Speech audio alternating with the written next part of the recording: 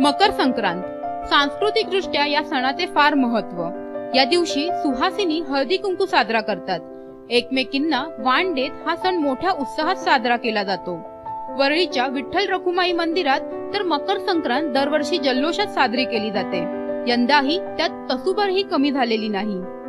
आमच्याकडे असं संक्रांतीचं मिस्टरांसाठी ओसलं जातं, ते त्यांच्या आयुष्यासाठी, आणि तिळगुळ घ्या गोड गोड बोला म्हणून आपला हा एक गोड सण साजरा करतो। भुईमुगाच्या शेंगा, रानबोर, ऊस, गाजर या विविध पदार्थांनी सुवासिनी महिलांची ओटी भरली जाते।